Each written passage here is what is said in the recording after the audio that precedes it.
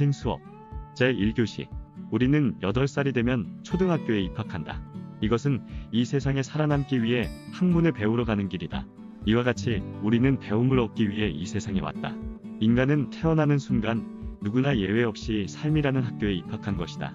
수업은 하루 24시간인 학교에 우리가 살아있는 한 수업은 계속된다.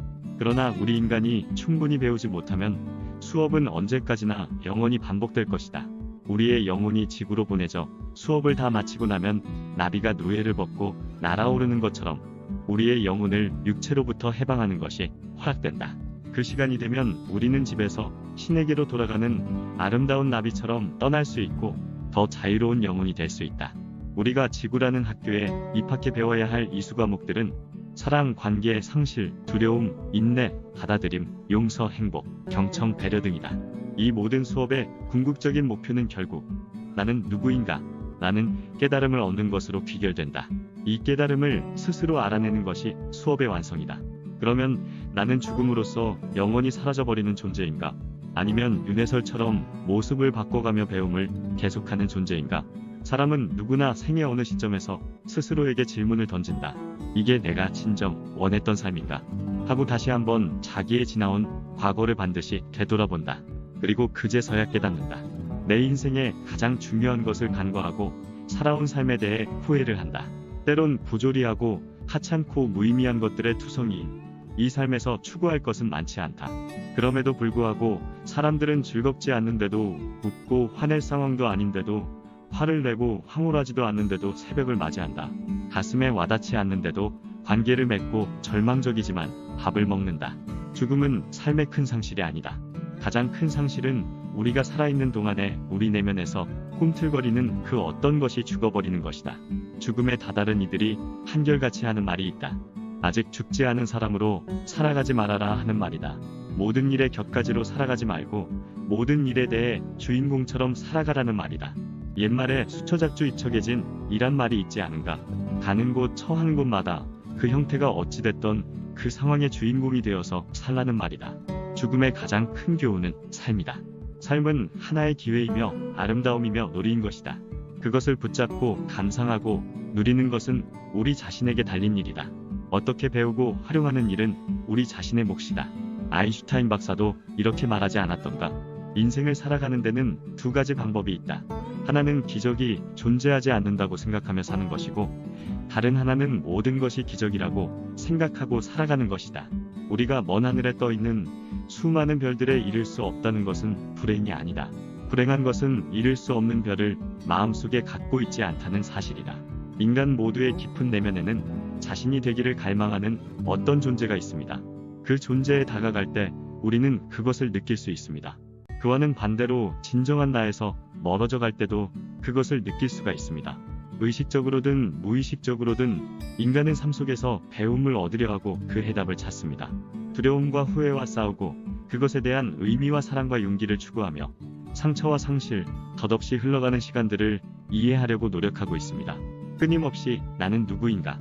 진리란 무엇인가를 추구하며 진정한 행복에 이르는 길을 발견하려고 시도합니다. 살아가는 이의 얼굴이나 종교, 신 또는 그런 것들이 있다고 하는 장소에 가서 해답을 구하려고 노력을 합니다. 그러나 많은 이들은 돈, 지위, 명예와 부에서 의미를 찾으려고만 하고 있습니다.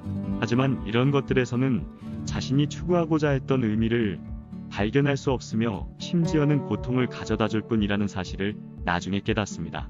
삶의 의미를 깊이 이해하지 못한 채 잘못된 길을 따르다 보면 전혀 엉뚱한 길로 들어서는 사람들을 자주 봅니다. 그러나 그때는 되돌아가기에는 너무 늦었습니다. 그래서 우리는 삶의 종착역을 향해 달리는 중간중간에 지금까지 온 길이 맞는 길인지 반드시 중간 점검을 해야 하는 것입니다. 이 점검하는 장치가 우리가 배움을 통해 얻는 지혜인 것입니다. 배움을 통해 얻는다는 것은 다른 사람이 아닌 자기 자신의 인생을 꾸미며 살려는 지혜를 얻는 것을 의미합니다. 갑자기 더 행복해지거나 부자가 되거나 강해지는 것이 아니라 세상을 더 깊이 이해하고 자기 자신과 더 평화롭게 지내는 것을 의미합니다. 난 내 삶이 불완전하기 때문에 더 즐겁다 라고 누군가 말했듯이 삶의 배움을 얻는다는 것은 삶을 완벽하게 만든다는 것이 아니라 있는 그대로의 삶을 누구 탓을 하지 않고 받아들일 줄 알게 되는 것입니다. 우리는 저마다 배움을 얻기 위해 이 세상에 왔습니다. 아무도 당신이 배워야 할 과목이 무엇인지 알려주는 사람은 없습니다. 그것을 발견하는 것은 바로 당신이 지구라는 곳에서 삶을 여행하면서 스스로 느끼는 것입니다. 이 삶의 여행에서 우리가 맞붙어서 싸우는 상대가 많을 수도 있고 적을 수도 있습니다. 결코 우리가 감당할 수 없는 괴물은 아닙니다. 사랑을 배울 필요가 있는 사람은 여러 번 결혼을 할 것이고 어쩌면 한 번도 못할 수도 있습니다. 돈에 대해 배움이 필요한 사람은 돈을 지나치게 많이 가질 수도 혹은 적게 가질 수도 있습니다. 우리는 죽음이라는 종착역에 다다를 때 비로소 어렴풋이 인생이란 이런 것이었구나 하고 느낄 것입니다. 그때야 비로소 나는 이런 존재였구나 하고 객관적인 눈으로 자기 자신을 바라보게 됩니다. 우리가 만나본 대부분의 사람들은 삶에서 큰 상실감에 빠졌을 때 사랑이 가장 중요하다는 것을 깨닫습니다. 사랑이야말로 우리가 진정으로 소유하고 간직하고 이 세상을 하직하고 떠날 때 가지고 갈 수 있는 유일한 것입니다.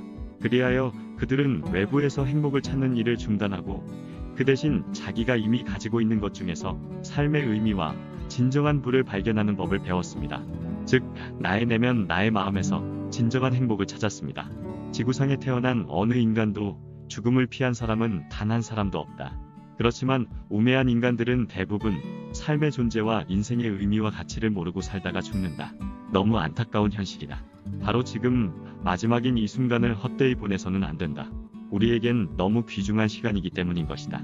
세계적인 죽음학의 대부이자 큰 별인 엘리자베스 피블러 로스 여사는 평생을 바쳐 죽음을 앞둔 사람들의 가슴속 이야기에 귀를 기울여 최초로 호스피스 운동을 시작한 의사이며 사상가였던 그녀가 이렇게 말한다. 인간은 창문에 있는 스테인드 글라스와 같다. 태양이 밖에 있을 때에는 반짝이고 빛이 나지만 어둠이 드리울 때 스테인드 글라스의 진정한 아름다움은 그 안의 빛에서 나타난다. 우리가 알고 있는 아름다운 사람들이란 실패를 알고 고통을 겪고 상실을 경험하며 깊은 구덩이에 빠져 길을 찾아 헤맨 이들이다. 그들은 따뜻한 동정심과 사랑과 배려로 가득한 곧 삶에 대한 깊은 이해와 감수성, 감사한 마음을 지니고 있다. 아름다운 사람들이란 우연히 만들어지고 존재해 있는 것은 아니다. 우리들에게 남아있는 시간은 그리 많지 않다. 지구 나이 45억 년에 비하면 불과 몇 초에 불과한 몇십 년 안짝이다. 그러므로 너무 늦을 때까지 삶을 기다리게 해서는 안 된다. 작별을 고하는 순간까지 우리는 지구라는 이곳에 살고 있다. 이 기간 동안엔 행복이라는 것 이외에는 다른 숙제가 없다. 행복해지기 위해서 마지막으로 무엇인가를 시도한 적이 언제였던가? 마지막으로 멀리 여행을 떠나본 적이 언제였던가? 누군가를 진정으로 껴안아 본 적이 언제였는가? 살고 사랑하고 웃으라. 그리고 배우라. 배움을 얻는다는 것은 자신의 인생을 사는 것을 의미한다. 갑자기 더 행복해지거나 강해지는 것이 아니라 세상을 더 이해하고 자기 자신과 더 평화로워지는 것을 의미한다. 아무도 당신이 배워야 할 것이 무엇인지 알려주는 사람은 없다. 그것을 발견하는 것은 당신만의 몫이다. 이것이 우리가 존재하는 이유인 것이다. 삶은 하나의 모험이거나 그렇지 않으면 아무것도 아니다. 지금 이 순간 가슴 뛰는 삶을 살아라. 아름다운 지구에서 말이다. 이 얼마나 멋진 일인가. 오늘은 여기서 이만 줄일까 합니다. 기나긴 장마에 대비하시고 건강에 특히 유의하십시오. 모두들 행복하십시오. 감사합니다.